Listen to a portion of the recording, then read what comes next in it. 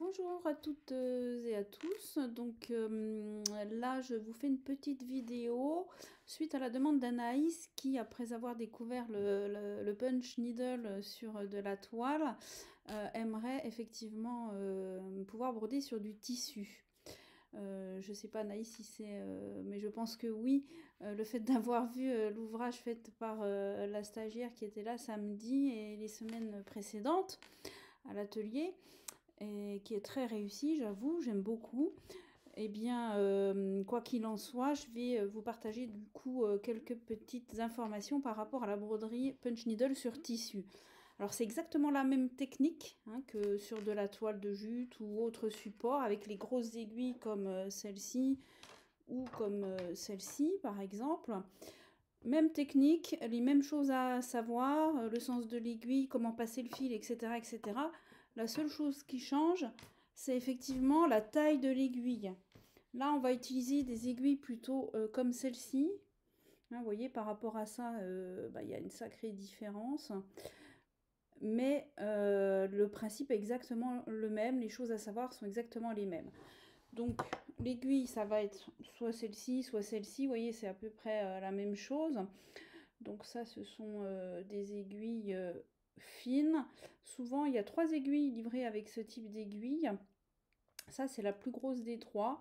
Moi, j'utilise que celle-là parce que je préfère vraiment broder avec les grosses aiguilles en général.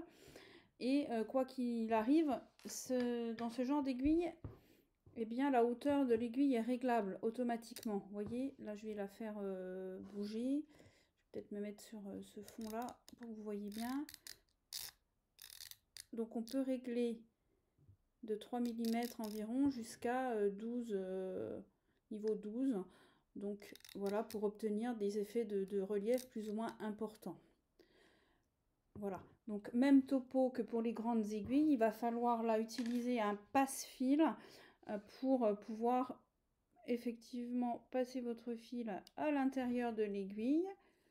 Alors ceux du commerce, comme d'habitude, que vous recevez quand vous commandez des aiguilles à droite à gauche ou que vous les achetez dans les magasins, c'est des passe-fils avec un petit embout papier qui sont pas solides du tout, qui cassent généralement. Donc moi, je les fabrique moi-même, donc des passe-fils hyper costauds et avec un petit embout métallique, vous voyez, comme ça dure vraiment beaucoup plus longtemps. Celui-là, il a déjà beaucoup servi, je sais pas si vous le voyez bien, mais forcément il est plus fin, donc plus souple que celui que vous utilisez pour les grosses aiguilles, mais le principe est le même et il est bien assez long pour pouvoir traverser l'aiguille fine. Voilà. Donc voilà en ce qui concerne les aiguilles. Je crois que vous retrouvez un des deux modèles sur le site. Ensuite, vous allez pouvoir broder sur du tissu. Alors, par exemple, là, j'avais brodé des cœurs sur une toile de coton. Donc, c'est exactement la même chose que sur de la toile plus épaisse avec une large trame. Mais évidemment, là, la trame est très fine. Donc, l'aiguille fine va sans difficulté traverser le support. Donc je vous conseille plutôt du coton, du lin, des matériaux un peu pas durs, mais en tout cas pas élastiques, parce que ce sera bien plus pratique comme ça. Et deuxièmement, je vous conseille d'utiliser un tambour. Alors un tambour à l'ancienne, moi j'avais ce tambour de broderie, je crois qu'il m'en reste un aussi sur le site, un seul.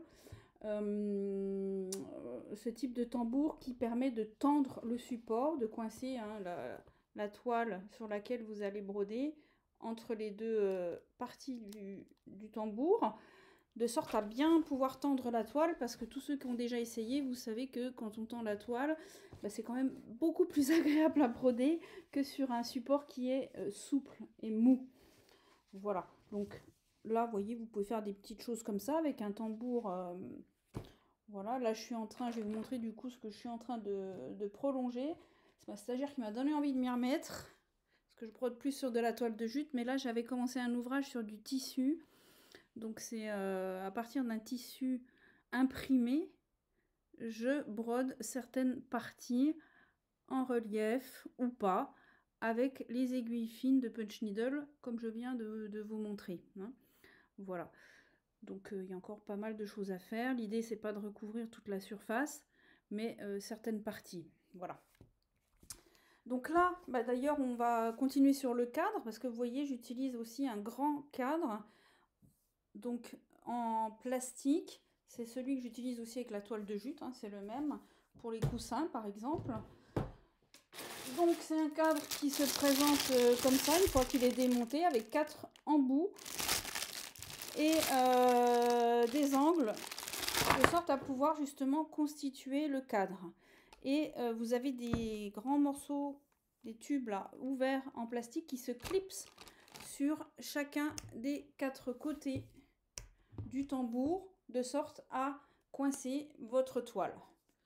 Voilà. Et là, vous constatez aussi que la toile est très très bien tendue et c'est très agréable à broder quand c'est installé de cette manière-là.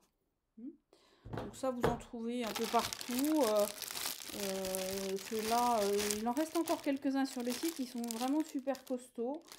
Hein, c'est pas d'une marque connue, mais honnêtement, ils sont vraiment très bien. Voilà, qu'est-ce que je peux vous dire d'autre pour la broderie sur tissu? Bah, que c'est pas du tout la même sensation que sur la toile avec les grosses aiguilles. C'est complètement différent. Le résultat, quand on le voit, bah, on n'imagine pas justement que c'est du punch needle.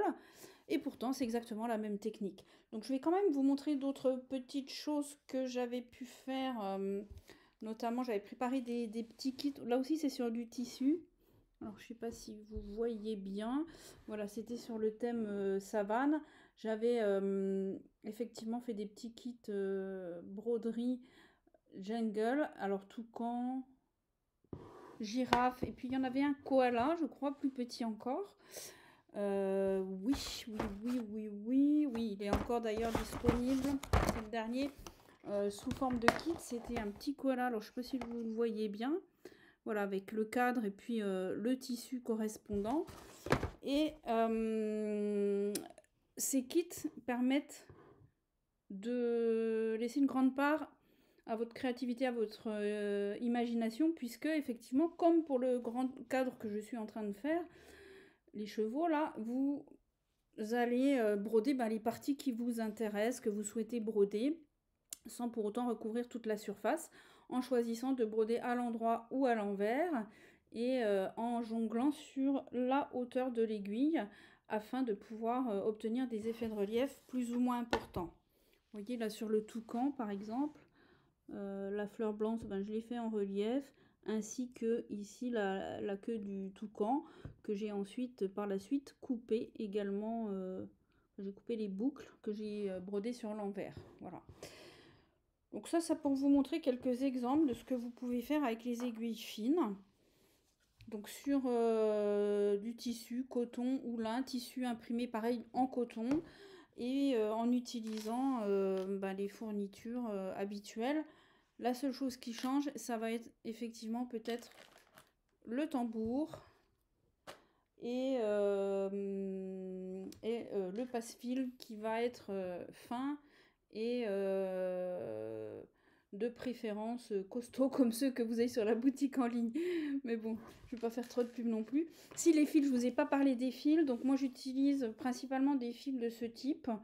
Donc c'est des fils à broder traditionnels. Voilà, du retors, ça s'appelle. Mais vous pouvez utiliser toutes sortes de fils.